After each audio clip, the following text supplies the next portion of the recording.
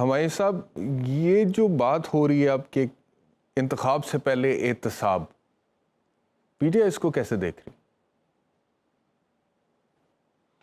देखिए, मेरे लिहाज से जो सबसे बड़ा एहतसाब होता है ना, वो तो आवाम खुद करती है। वो आवाम आपको वो करती है। लेकिन जो जब हम बात करते हैं करप्शन की, जब हम बात करते हैं रिसोर्सेज विदाउट बियॉन्ड आपके मीन से जो आपके बनते हैं, उसका होना चाहिए। लेकिन उसका प्रोसेस है। प्रोसेस उसका ये है कि आप फाइल करते हैं, आप कोर्ट में केस करते हैं, वो कोर्ट से चलता है। सवाल ये उठा है, जब रोकड़ी साहब कहते हैं कि एहतसाब होना चाहिए, बिल्कुल होना चाहिए। करेगा कौन?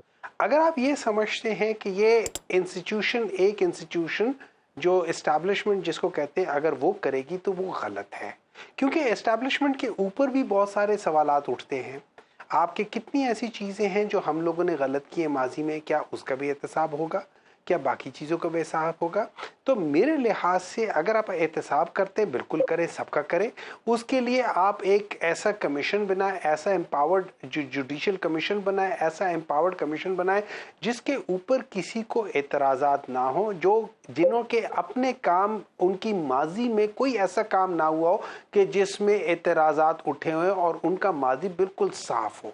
आप वो बिल्कुल उठा के करना शुरू कर दें और उनको जो वो बताएं, जैसे for example Mahmood Rahman commission था, उसको आप उठा के कर लेते ना, उसमें पकड़ के देखते कि क्या हो रहा है। इसके अलावा और जो बाकी के इतने कमीशन हुए हैं, आप अब ये जो शुगर रिपोर्ट की कमीशन हुई थी, देखिए शुगर रिपोर्ट जब जब आया था, पीटीआई के दौर में आया था, और इसी तरह ही स्मगलिंग हुई थी और एक्सपोर्ट हुआ था और गलत, तो पाकिस्तान तहरीक इंसाफ की वाहिद गवर्नमेंट थी जिन्होंने उसके ऊपर उठा के एक कमीशन बिठा दिया और उसे कहा तुम बताओ इसके अंदर मसला क्या है। उन्होंने क्या चीजें बताई है? उन्होंने सबसे पहले बताया कि ये जो शुगर माफिया है, ये क्या करते हैं? ये स्ट्राइक करते हैं। मैं आपको बता दूंगा डेफिनेशन माफिया एंड में है कौन, ठीक है? अच्छा, वो क्या करते हैं? वो स्ट्राइक करते हैं शुगर की प्राइस को कंट्रोल करने के लिए।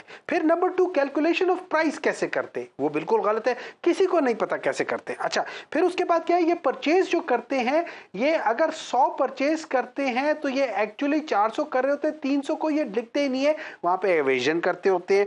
अच्छा, उसके बाद 2017-18 में मुख्तलिफ पार्टियों ने अपने ही लोगों को स्पेशल सब्सिडीज दी गई थी।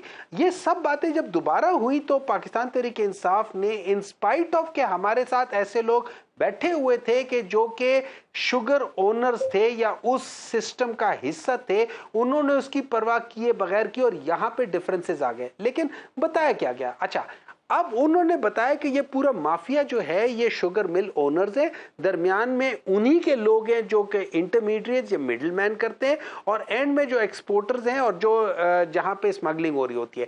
इन सब का नेक्सस एक है। ये लोग हैं कौन?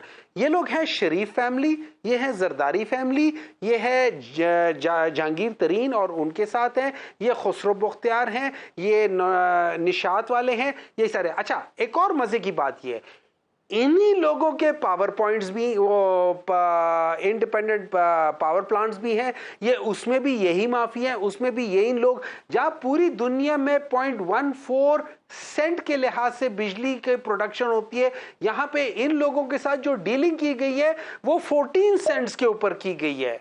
आप जुल्म देखिए, 14 सेंट्स के ऊपर। मतलब मेरे साथ का जो मुल्क है उसको बिजली मिलती है 7 रुपए या 8 रुपए, हमें बिजली मिलती है 75 रुपए पे।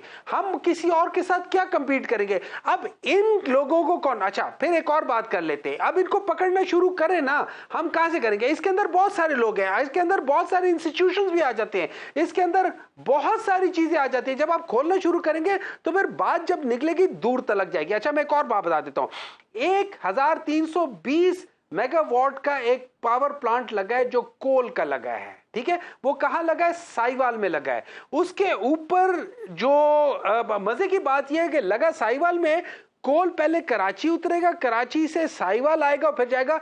ये पूरा प्रोजेक्ट इतना गलत है कि इसके अंदर मुल्क को 160 बिलियन रुपीस का नुकसान हुआ है।